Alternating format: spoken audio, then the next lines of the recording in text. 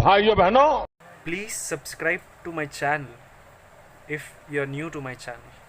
Thank you.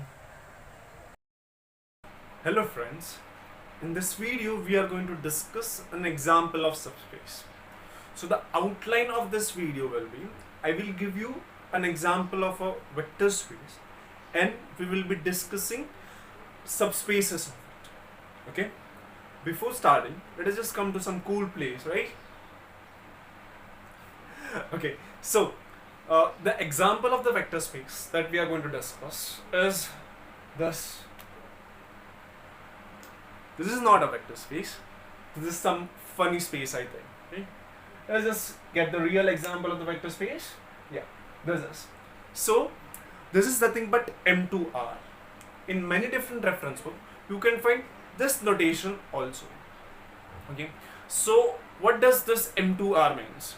This means the set contains set of all 2 cross 2 matrices where the entries are coming from the real number. That means if you want to describe that set, you can write it like this. It contains a matrix A, B, C, D where A, B, C, D are real number, are 2 cross 2 matrices. So we have a set, so we should have 2 operations onto it. So the 2 operations are defined in the usual way. That means if you consider one matrix, you add it with some other matrix, the new matrix that is formed is obtained by just taking the component by addition, you can say. The first element will get added to the first element and will give you the first element to the outcome matrix. So this way, if we define the addition, then this addition is going to be closed. That means our A1 property. So if you don't know what are the conditions, please go and watch the first video in which we have discussed all the properties.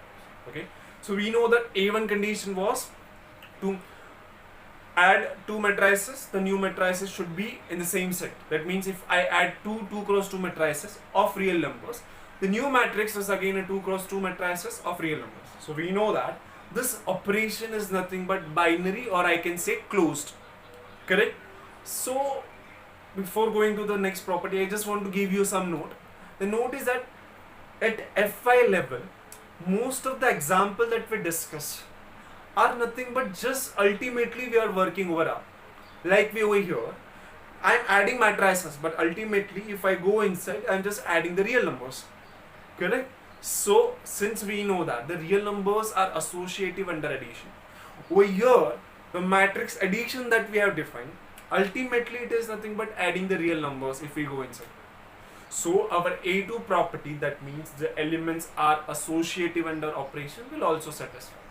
Correct? That means if you want to add 3 matrices, you can add it in any manner that you want.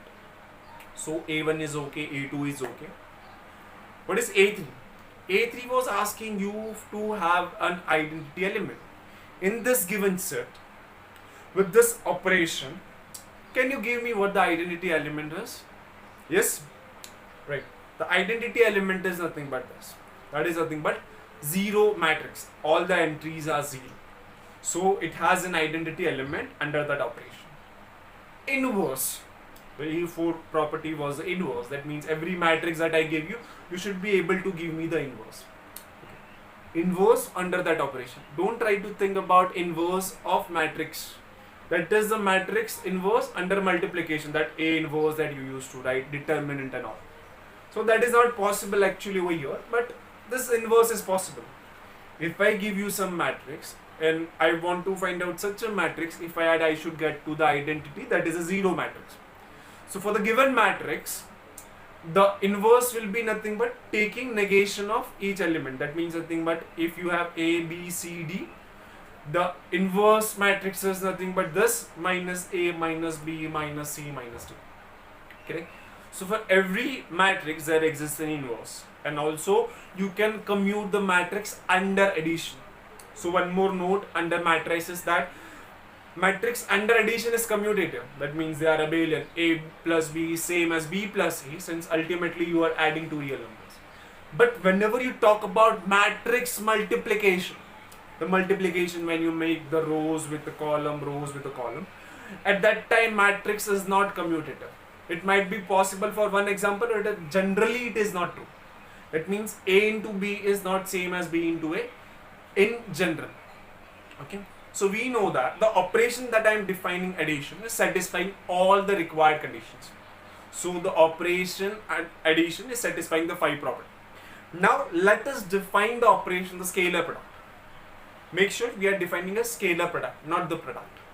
So what we know is we are always discussing vector space over R. So I just consider an element alpha, multiply this with my matrix this. In such a manner, I will just distribute this alpha to every element. That means my operation is defined like this. So under this, I know that the new matrix which is formed is again a 2 cross 2 matrix of real numbers. Correct? So this operation is also closed. That means my M1 is satisfied. After this, the M2 was distribution. Correct? There are 2 distribution. One of them we will be discussing, one will be exercise for. Distribution is like this. So if you have alpha beta into that matrix, we know that how we distribute it, we just give it inside to each element. Correct? So we just give it inside. The matrix form is nothing but this. Correct? Now the RHS that we want to prove is nothing but alpha times the matrix plus beta times the matrix.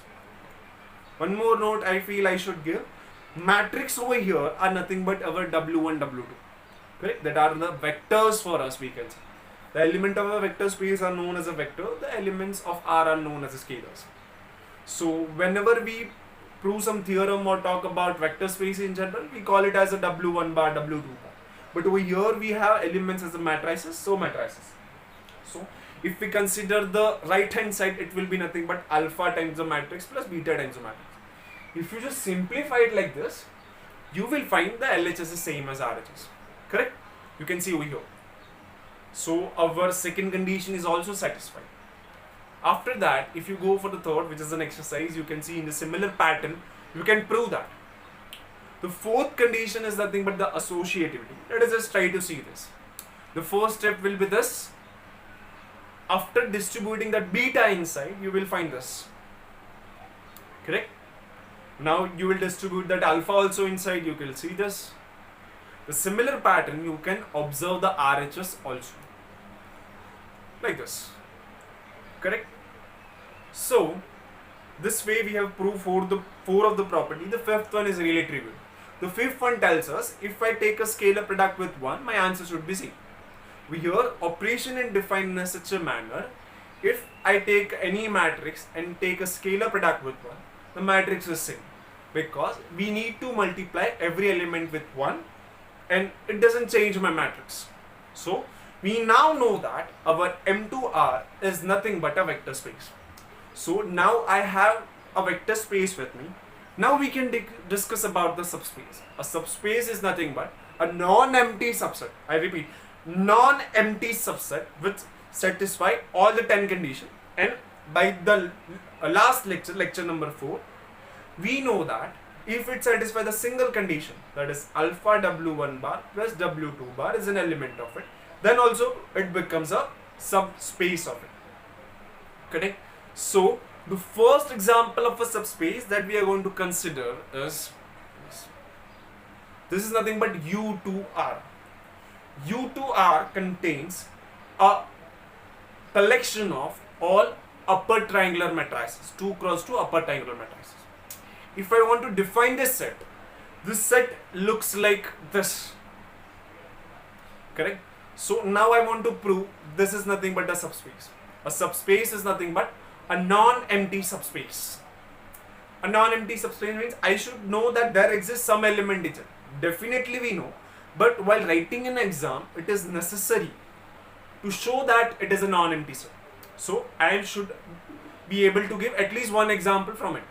So the one example of an upper triangular matrices is this. And consider purposely the zero matrix. Because at the end of the lecture, you will know why I am purposely taking this example. So the zero matrix is an example of U2R. It is an upper triangular matrices. It is satisfying that condition C, right? Upper triangular matrices means the lower triangle must be 0. Over here it is satisfied. So I know the given set U2R is a non-empty since it has some example. It has some element inside it. One of the element I gave means it is non-empty. It might have some other element. It definitely has. But I know one example over here. You can give some other example during exam also. Okay. So we know it is a non-empty set.